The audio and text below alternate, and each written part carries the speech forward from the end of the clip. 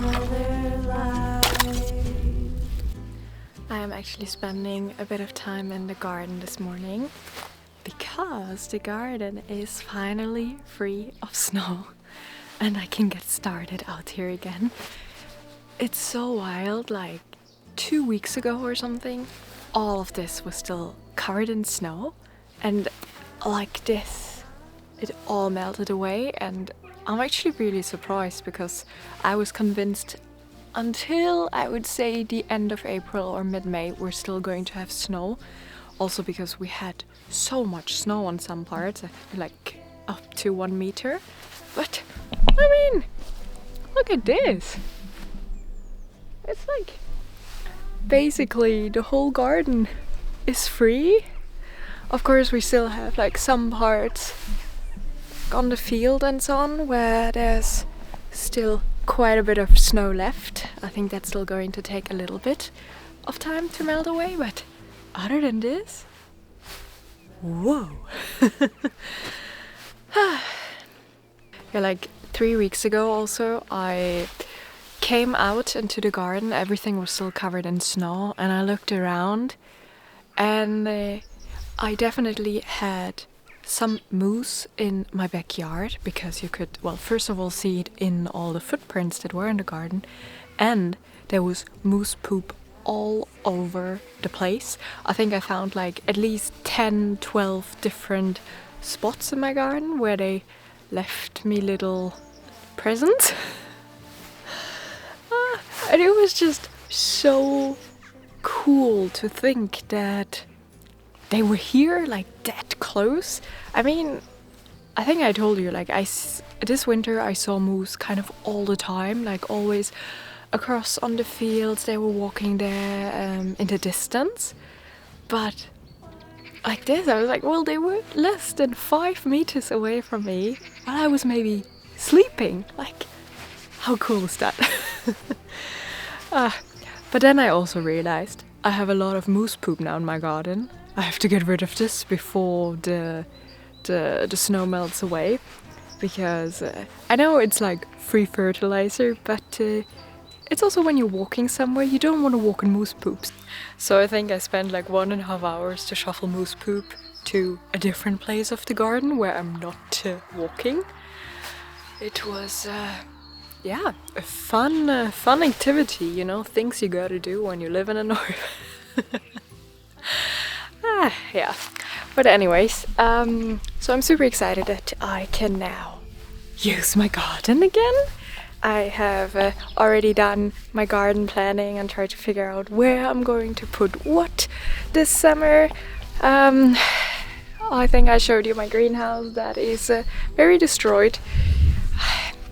You know, I was debating for a while, am I gonna try to save it or is it a lost case?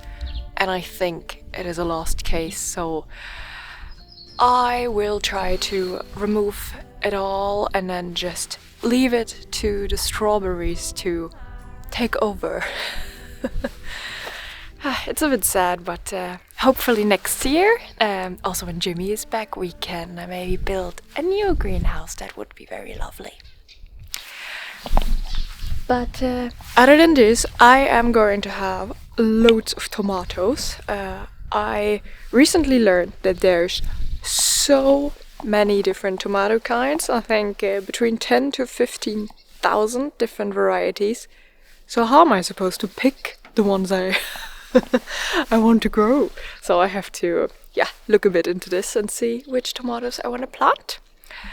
And I also learned that I have to prune my bushes and trees, and maybe most people will say now, yeah, well, of course you have to, this is normal, but you know, I'm new to gardening, this is like my second garden year, so I was like, okay, I guess I have to cut my bushes. I mean, it makes totally sense, you know, also to give them a bit more space and light.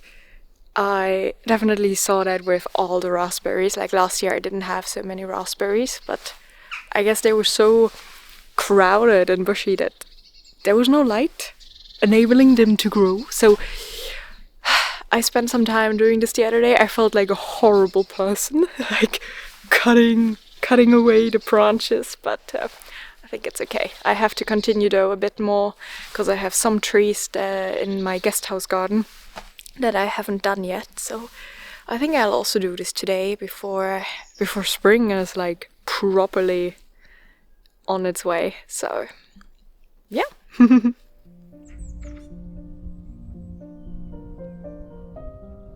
And here we have the last bits of snow left. All the rest is free. And even my rhubarb is starting to show already.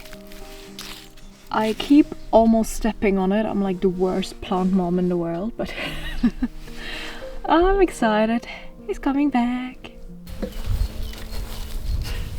And maybe you also remember that we had a lot of storms earlier this year. And now when all the snow melted away, I actually saw all the branches and everything that fell.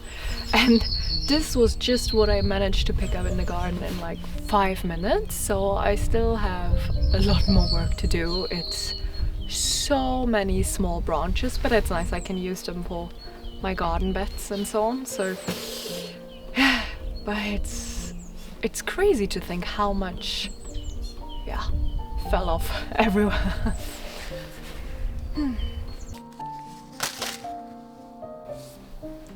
So I actually have to sit down again and go over my garden planning a bit, because I have received a lot more seeds than when I initially did my garden planning. But last weekend we had our herbal course weekend, and on the last day basically everyone could bring old seeds that they had, or where they had many seeds left, and then we could do a little bit of a, you know, seed dealership. No, just where we could exchange seeds where we had too many of, and I got so many different ones, so I kind of have to figure out where I'm going to put all of those.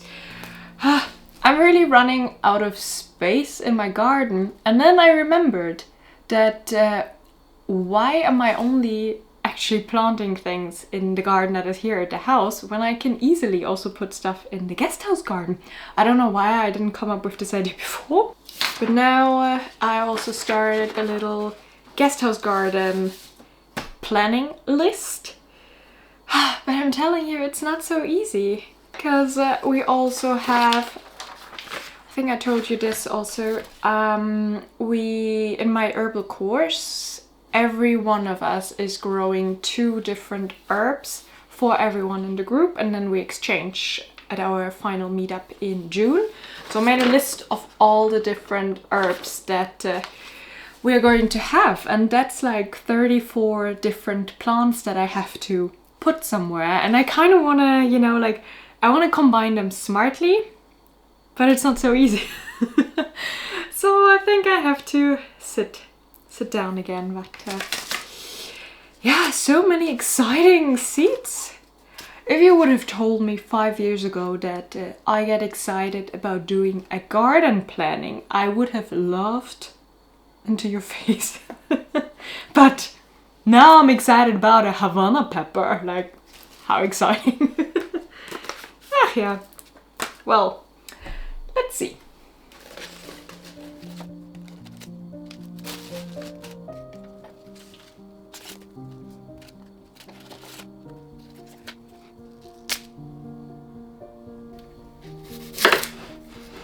I have a bit of baking to do. A friend of mine is coming over in a second, a friend of mine from the herbal course, and she's coming over for fika, so I thought I'm making a little apple berry crumble.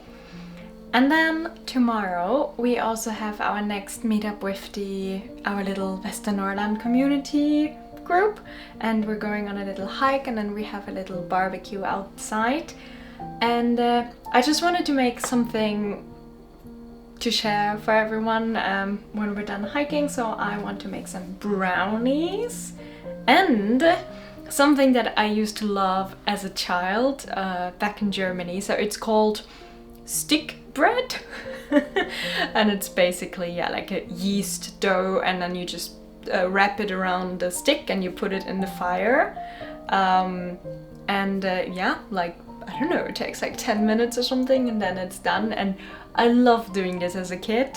So I thought I'm gonna prepare the dough as well, and then we can maybe try this out tomorrow. I have not done this in maybe 20 years, so we'll see. But I think that will be fun. So yeah, have a bit of baking to do today, but I love to be in the kitchen, so won't complain about that, right?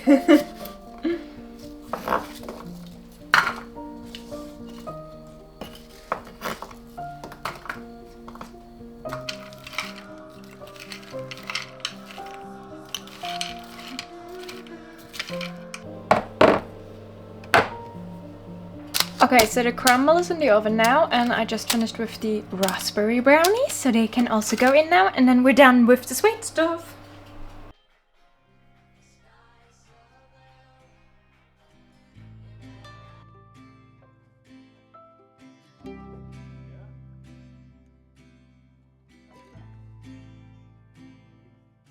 Natural.